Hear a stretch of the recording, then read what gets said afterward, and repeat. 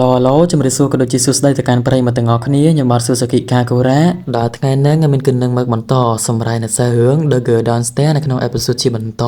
មុននឹងចូលទៅកាន់វីដេអូមួយនេះដោយរាល់ដងគ្នាយើងកុំភ្លេចជួយចុច like ក៏ដូចជាបាទ subscribe ឲ្យ channel របស់មីម្នាក់មួយតើអញ្ចឹងបើរួចរាល់ហើយចូលមកកាន់ការសម្រាប់សាច់រឿងរបស់យើងនៅក្នុងអេពីសូតជាបន្តតែម្ដងទៅនៅក្នុងអេពីសូតទី3នេះយើងក៏បានឃើញថាស៊ីយ៉ានាងក៏យាដបប្រដាក់អប៉ិនឹងទៅហើយវាក៏សបពេលអប៉ិម្នាក់នឹងគាត់ក៏យកដៃរបស់គាត់ចង់ប៉ះទៅកាន់ស៊ីយ៉ាមើលទៅរូបភាពដែលគាត់គិតចេញទៅគាត់គ្រាន់តែចង់ឯក្បាលនាងដោយកូនក្មេងនឹងឯងប៉ុន្តែស៊ីយ៉ារបស់យើងនាងគឺមិនបានគិតបែបនេះនោះទេរៀបនឹងដាក់ផាំងទៅហើយក៏ស្រាប់តែជន់ថាងចាប់ដៃអប៉ិនឹងជាប់រួចគាត់ក៏បានទាញដបស្រាពីដៃរបស់ស៊ីយ៉ាយកមកផឹកទៅម៉ាយរសជាតិរបស់វាពិតជាអែមខ្លាំងណាស់នេះប្រូសដែរតើប្រហើយហ្មងទៅនេះអរ៉ៃទេលេងសើចមួយយើចាំមើលយើងលើកដាច់ឲ្យឯងមើលពីនេះបន្ទាប់ពីលើកដាច់រួចគាត់ក៏បាននិយាយម្នាក់ឯងឲ្យថារសជាតិអែមដែរតើមើលនេះយើងលើកដាច់បាត់ទៅហើយចំបាត់អាពីអ្នកនេះទៅណាបាត់ហើយឃើញអត់ខនតួអេណាមីនៅក្នុងរឿងគឺត្រូវបានគេបោកចុះតម្រូវតអ្នកមើលទៀតមិនគេចាប់បោកដោយកែបាយទេហើយយើងឃើញថាជនថាងពេលនេះចាប់ដៃស៊ីយ៉ារបស់យើងរត់យ៉ាងលឿនចេញអំពីអប៉ិមួយនឹងតែម្ដងបន្ទាប់ពីអ្នកទាំងពីររត់អស់ជាង80ម៉ោងពួកគេក៏រកកន្លែងសម្រាប់សិនព្រោះថាទៅដកខ្យល់ហើយនេះជនថាងគាត់ក៏បានសួរទៅកាន់ស៊ីយ៉ាឲ្យថាអញមិននឹងស៊ីយ៉ាប្រឹងដាក់គេមកដបមែនក៏អីស៊ីយ៉ានាងក៏បានតបប្រកាសណាអំបញ្ញមិញបើសិនបើជាលោកមិនខកទេច្បាស់ជាម៉ាងហើយក៏ប៉ុន្តែខ្ញុំគឺមិនគួរចេញអំពីផ្ទះតទៅសោះរាល់ពេលដែលខ្ញុំចេញពីផ្ទះខ្ញុំគឺតែងតែធ្វើអ្វីដែលល្ងងបែបនេះធ្វើរឿងចម្លែកបែបនេះដែលនាងគឺនិយាយទាំងទឹកភ្នែកតែម្ដងមើលទៅសកម្មភាពរបស់ខ្ញុំអំបញ្ញមិញប្រហែលជាលោកគិតថាខ្ញុំគឺឈួតហើយមែនទេការដែលបានលើបែបនេះជនថាងក៏បានតបទៅកាន់ស៊ីយ៉ាវិញថាអត់ទេស៊ីយ៉ានាងគឺមិនបានឈួតនោះទេខ្ញុំគឺជឿថាអ្វីដែលនាងបានធ្វើគឺមានហេតុផលរបស់នាងនោះឯងចុះតាស៊ីយ៉ាហេតុអីបានជានាងមិនអាចនិយាយនៅរឿងទាំងអស់ហ្នឹងចេញមកខាងក្រៅបានអញ្ចឹងខ្ញុំគឺមិនអាចនិយាយវាបាននោះទេវាគឺជារឿងអាចកំបាំងមួយសម្រាប់ខ្ញុំហើយវាក៏ជាភាពឯកោព្រមទាំងភាពភ័យខ្លាចសម្រាប់ខ្ញុំដូចគ្នាលើអញ្ចឹងជនថាងគាត់ក៏តបថាមិនអីនោះទេខ្ញុំយល់ហើយគាត់ក៏គិតនៅក្នុងចិត្តថាក្មេងស្រីចម្លែកអើយតើវាមានរឿងអ្វីពិតប្រាកដទៅសម្រាប់នាងខណៈដែលស៊ីយ៉ានាងក៏បានដើរទៅខាងមុខនិងបន្តនិយាយថានាងគឺមិនអាចសង្ងំនៅតែក្នុងផ្ទះរហូតបាននោះទេពីព្រោះថានាងគឺពិតជាស្អប់អារម្មណ៍នៃភាពឯកាខ្លាំងមែនទែននាងគឺចង់មានមិត្តភក្តិនិយាយលេងជាមួយហើយវាក៏ជាមិត្តភក្តិដែលមានអត្តចរិតល្អដូចជាលោកនោះឯងជន់ថាងដើរទៅមករួចក៏បោះសម្ដីទៅកាន់នាងវិញថាអើយមិនអីទេស៊ីយ៉ានាងគឺអាចពឹងផ្អែកមកលើខ្ញុំបាននេះគឺជាសេចក្តីសុបិនដែលអ្នកគ្រប់គ្នាមិនអាចសម័យចេញហើយដែលមានមិត្តភក្តិជា idol លើបែបនេះស៊ីយ៉ានាងក៏បានសើចព្រមទាំងបបួលជន់ថាងរបស់យើងទៅផឹកបន្តិចហើយមុននេះដបស្រាដែលយកមកនឹងគ្មានបំណងចង់សំពើក្បាលអប៉ិនោះទេគឺចង់យកមកផឹកជាមួយនឹងលោកត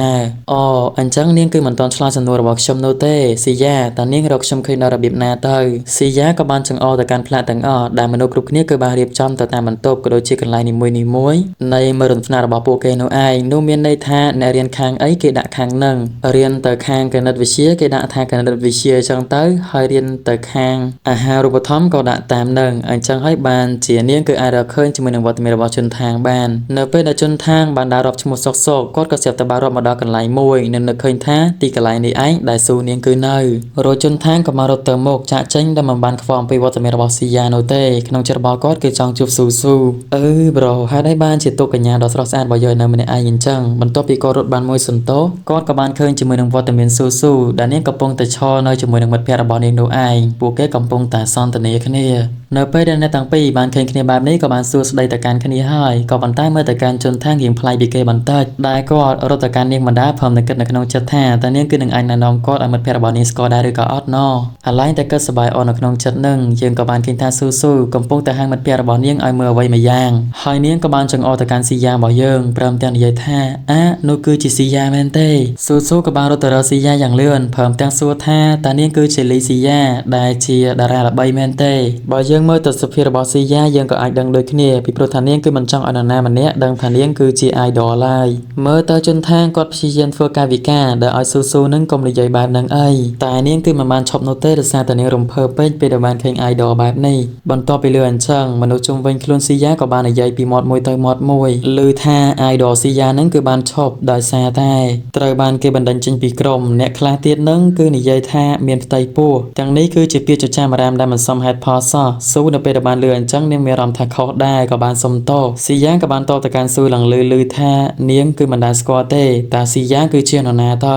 រួចស៊ីយ៉ារបស់យើងក៏បានដើរចាកចេញទៅដោយនាងមិនទទួលស្គាល់ថានាងគឺជា idol នោះឡើយលើតែពាក្យចចាមអារ៉ាមដែលគេនិយមបាញ់មិញយើងក៏អាចដឹងបានថានោះគឺជាសម្ពាធមួយរីឯជនທາງជាមួយនឹងស៊ូក៏រៀងភាំងដែរពួកគេសម្លឹងមើលមុខគ្នាឡើងអៀនបន្តិចក្រោយមកជនທາងកំពុងតែនាំស៊ូរបស់យើងធ្វើដំណើរទៅកន្លែងចំណតឡានក្រុងមិនចំណតឡានក្រុងទេគឺកន្លែងឈើចាំហៅតាក់ស៊ីតែមើលទៅម៉ោង2យប់ទៅហើយនាងគឺដូចជារកឡានតាក់ស៊ីទៅផ្ទះមិនបានតទៅសោះរីឯពួកម៉ារបស់នាងវិញមួយដេកអស់ហើយពីព្រោះថាខទៅកាន់ពួកគេអត់លើកតទៅសោះដែលធ្វើឲ្យស៊ូនៅពេលនេះឈឺក្បាលខ្លាំងមែនតើមើលទាំងប្រមាណរបស់នាងបើមិននៅកម្មវិធីជប់លៀងទេក៏ដេកអស់ដែរហើយមើលទៅបើជាស៊ូនាងគឺត្រូវទៅស្នាក់នៅក្នុងសាកលវិទ្យាល័យសិនហើយប៉ុន្តែជនທາງគាត់គឺបាននិយាយថាអញបើសិនមកជាទៅទីនោះចុះប៉ែម៉ាក់របស់នាងមិនថាឲ្យនាងអីទេក្រែងប៉ែម៉ាក់របស់នាងគឺជាមនុស្សដែលតឹងរឹងផងនោះបើសិនមកជានាងធ្វើខុសអីហ្នឹងច្បាស់ជាត្រូវថ្មងហើយរួចបន្ទាប់ពីហ្នឹងយើងក៏បានឃើញថាជនທາងគឺបាននាំនៅកញ្ញាស៊ូមកកាន់ផ្ទះរបស់ស៊ីយ៉ាដោយគោលបំណងរបស់ជនທາងជាមួយនឹងស៊ូហ្នឹងគឺចង់ឲ្យកញ្ញាស៊ីយ៉ារបស់យើងជួយនិយាយជាមួយនឹងប៉ែម៉ាក់របស់ស៊ូហើយប្រាប់គាត់ថាដោយសារតែយប់ជ្រៅគឺមិនមានឡានក្រុងធ្វើដំណើរក៏ដូចជាឡានធ្វើដំណើរនោះទេអញ្ចឹងនាងគឺចង់ស្នាក់នៅជាមួយនឹងស៊ីយ៉ានោះឯងដែលឲ្យស៊ីយ៉ារបស់យើងនឹងអះអាងថានាងគឺជាមិត្តភក្តិរបស់ស៊ូអញ្ចឹងទៅលើអញ្ចឹងស៊ីយ៉ាក៏សួរថាចុះមិត្តភក្តិរបស់នាងឯទៀតមិនពឹងពាក់ទៅប៉ុន្តែជនທາងបានតបជំនួសប្រហែលជាមិត្តភក្តិរបស់នាងនឹងពួកគេរវល់ជប់លៀងហើយព្រោះថាខទៅគ្មានណាគេលើកមួយទេដោយសារតែបានជនทางជួយនិយាយផងនោះស៊ីយ៉ារបស់យើងនាងគឺមិនដាច់ចិត្តនោះទេរនាងក៏បានយល់ព្រមជាមួយនឹងសំណើមួយនឹងបន្ទាប់ពីនេះយើងក៏បានឃើញថាស៊ីយ៉ារបស់យើងក៏បានខទៅកាន់ម៉ាក់ប៉ារបស់កញ្ញាស៊ូហើយក៏ប្រាប់ទៅតាមដំណើររឿងអញ្ចឹងទៅស៊ូបន្ទាប់ពីនឹងនាងក៏បានអរគុណទៅកាន់ស៊ីយ៉ាខណៈដែលនាងក៏រៀបនឹងដើរចេញផងដែរពីព្រោះថានាងគឺមិនអាចនៅទីនេះបាននោះទេឃើញបែបហ្នឹងជនทางគាត់ក៏បានធ្វើការបដិសេធដែលគាត់គឺចង់ឲ្យនាងគេងនៅទីនេះសិនមកគាត់គឺអាចគេងនៅបន្ទប់ខាងក្រោមបានដោយស៊ូនឹងគឺអាចយកបន្ទប់របស់គាត់គេងបានគឺគាត់មិនចង់ឲ្យស៊ូនឹងទៅគេងនៅឯសាកលវិទ្យាល័យទេស៊ីយ៉ាដល់ពេលឃើញអញ្ចឹងទៅនាងក៏បានប្រាប់ទៅកាន់អ្នកទាំងពីរថាមិនចាំបាច់ទៅខាងក្រៅនោះទេពួកគេគឺអាចគេងនៅទីនេះបានប៉ែតសមងក្រោយមកយើងឃើញថាកញ្ញាទាំងពីរដល់ពេលស្រាចូលខ្លួនទៅញាក់សាច់បដ ாய் កញ្ញាស៊ីយ៉ាខ្ញុំសុំទោសណាសុំទោសដែលបានហៅឈ្មោះរបស់នាងសុំទោសពិតមែនអត់ទេមិនចាំបាច់សុំទោសខ្ញុំទេខ្ញុំក៏សុំទោសនាងដូចគ្នាហើយឃើញអាកប្បកិរិយាខ្ញុំនៅពេលនោះខ្ញុំគឺមិនបានស្អប់នាងនោះទេខ្ញុំគឺស្រឡាញ់នាងខ្លាំងណាស់អើយតើពួកយើងទាំងពីរនាក់នឹងរៀបការជាមួយនឹងគ្នាដែរទេញាក់សាច់បដ ாய் ដល់ថ្នាក់ជនทางរបស់យើងសម្លឹងមើលទៅកាន់អ្នកទាំងពីរអោបគ្នាហើយគិតថាអើយអធិពលនៃអតិទេពគ្រឿងសវឹងអំឡុងពេលហ្នឹងកញ្ញាស៊ូក៏ចង់រត់ទៅដំឡើងនៅកម្រិតម៉ាស៊ីនកម្ដៅឲ្យមើលទៅពួកខែហ្នឹងគឺជាខែល្ងាវាក៏ស្របពេលដែលស៊ីយ៉ាហ្នឹងនាងក៏បានលើកដៃនិយាយទាំងទៅប៉ែឡាយលើថាអើយក្ដៅអត់ការទេលេងលះជាមួយនឹងស៊ូហើយមើលទៅអត្តចរិតរបស់ស៊ីយ៉ានៅពេលនេះក៏ពិតជាគួរឲ្យស្រឡាញ់ខ្លាំងមែនតើនៅពេលដែលត្រូវស្រាអញ្ចឹងអាចថាស៊ីយ៉ាជាមួយនឹងស៊ូក៏ពិតជាចុះសម្រងគ្នាខ្លាំងមែនតើ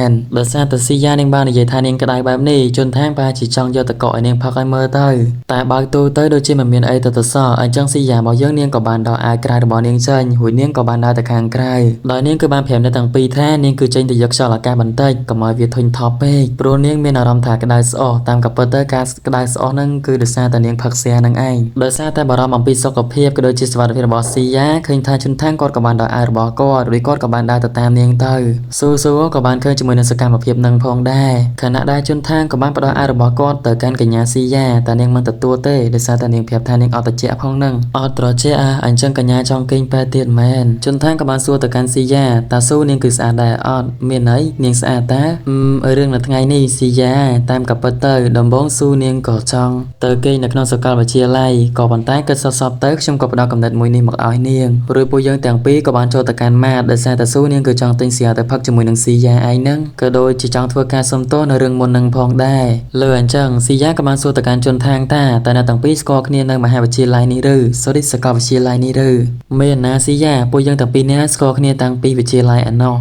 វិទ្យាល័យតាមក៏ពិតទៅខ្ញុំក៏មានមិត្តភក្តិដែរហើយក៏មានមិត្តភក្តិល្អទៀតផងក៏ប៉ុន្តែនៅពេលនេះខ្ញុំគឺបានបាត់បង់ការមើលឃើញមួយហ ហើយការមើលឃើញនោះវាគឺសំដៅទៅដល់ការចងចាំពីមិត្តភ័ក្តិរបស់នាងពីមិត្តភ័ក្តិដ៏ល្អៗរបស់នាងគឺនាងមិនបានមើលឃើញទៀតនោះទេនិយាយទាំងសម្រាប់ទឹកភ្នែកនោះគឺវាមានន័យថាអ្នកនរគ្នាដែលខ្ញុំបានស្គាល់សម្បីតែមិត្តភ័ក្តិជិតស្និទ្ធបំផុតរបស់ខ្ញុំក៏ត្រូវបានបញ្ចប់ដែរដោយពួកគេត្រូវបានចាស់ចេញអំពីខ្ញុំទាំងអស់គណៈនាងក៏បន្តសម្រាប់ទឹកភ្នែកជន់ថាងដល់ពេលឃើញអញ្ចឹងទៅគាត់ក៏មានអារម្មណ៍ថាតក់ស្លុតបន្តិចផងដែរនឹកស្មានមិនដល់នោះទេគាត់គឺសឹងតែមិនដែលកត់សម្គាល់តទៅសោះស៊ីយ៉ាគឺជាស្រីម្នាក់នារីម្នាក់ដែលស្រស់ស្អាតខ្លាំងមែនទែនសឹងតែថាគ្មាននៅនារីដទៃទៀតដែលអាចប្រៀបផ្ទឹមបានទាំងសម្រស់ទាំងភាពវៃឆ្លាតរបស់នាងគឺល្អខ្លាំងណាស់ហើយនៅដៃរបស់គាត់ឲ្យនាងចាប់និងបន្តគិតថាពេលនេះគាត់គឺគ្រាន់តែចង់ធ្វើជាមិត្តភក្តិជាមួយនឹងនាងតែប៉ុណ្ណោះរុស្ស៊ីយ៉ានាងក៏បានយំផ្អែកទៅកាន់ស្មារបស់ជន់ថាងទៅអញ្ចឹងកន្លែងដែលជន់ថាងបានបើកទូមករៀងគាំងមុននឹងតាមកាពិតទៅគាត់ឃើញដេកេះជាមួយនឹងកញ្ចប់បារីបើយើងមើលមកកាន់កញ្ញាស៊ូស៊ូឯនេះវិញនាងពេលនេះអង្គុយតែម្នាក់ឯងក៏កំពុងតែលើកស្រាផឹកម្នាក់ឯងដូចគ្នាសង្កត់ស្ងាត់ណាស់រីឯស៊ីយ៉ាបន្តយំខណៈដែលជន់ថាងបន្តគិតនៅក្នុងចិត្តនិងនិយាយឲ្យថាគាត់គឺចង់ដឹងអំពីនាងអូខេចឹងចំពោះសើរបស់យើងនៅក្នុងអេពីសូតមួយហ្នឹងក៏បានជាមកដល់ទីបញ្ចប់តែត្រឹមនឹងដូចគ្នាជួបគ្នាវីដេអូក្រោយបាយ